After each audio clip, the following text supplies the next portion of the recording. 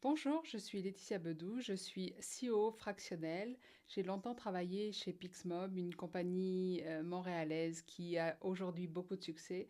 Je suis fière de dire que j'ai contribué à la croissance de l'entreprise et aujourd'hui j'accompagne d'autres entrepreneurs de start-up et de PME à réussir leur croissance, à propulser leur performance pour conquérir leur marché.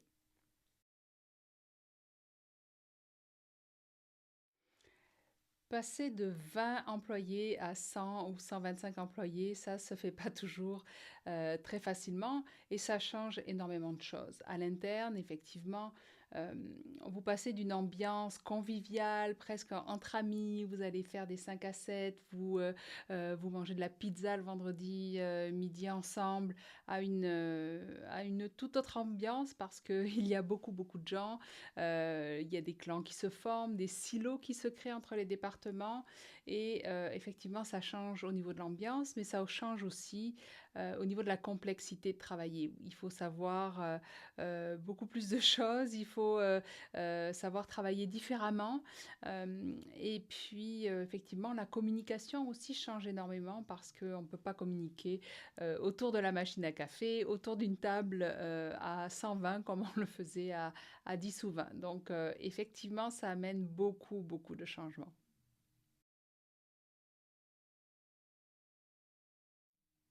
Pour moi, le premier choc de l'hypercroissance, c'est quand tu croises quelqu'un dans un couloir et que tu ne sais absolument pas qui c'est ou ce qu'il fait ou ce qu'elle fait.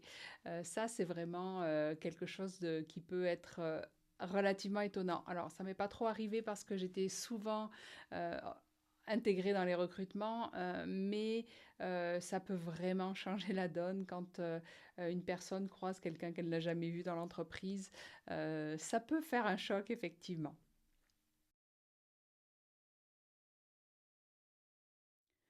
Au point de vue RH, le plus marquant pour moi, ça a été la difficulté à préserver la culture de l'organisation. Et je ne m'y attendais pas du tout. En fait, quand on est 20, quand on est 25, 30, euh, c'est assez facile de reconnaître les bons comportements, comment agir, bien connaître toutes les personnes et la manière dont ils interagissent.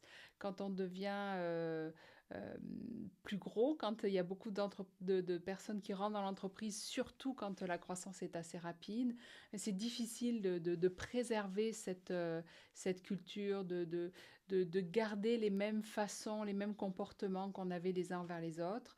Euh, et effectivement, ça a été une vraie surprise pour moi.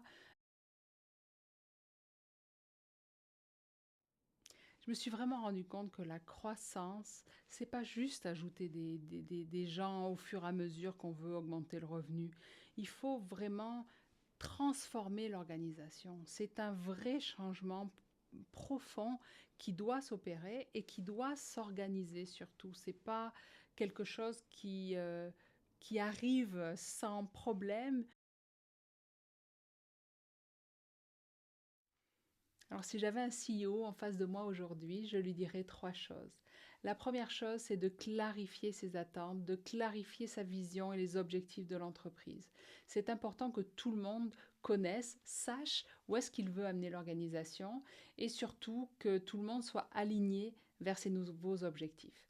Alors pour être aligné, c'est mon deuxième conseil, il faut que chacun sache quel est son rôle et sa responsabilité dans l'atteinte de ses objectifs. C'est vraiment important de savoir ce qu'on doit faire au quotidien, que chacun sache ce qu'il a à faire au quotidien pour amener l'entreprise vers le succès. Et puis le troisième point, mais je l'ai un peu exprimé avec la transformation de l'organisation, c'est avoir un système opérationnel de croissance. C'est structurer ses opérations, structurer ses RH, ses flots de travail, ses processus décisionnels, sa communication. Avoir un vrai système qui permet de soutenir la croissance et qui permet de grandir de la bonne manière et avec le moins de douleur possible.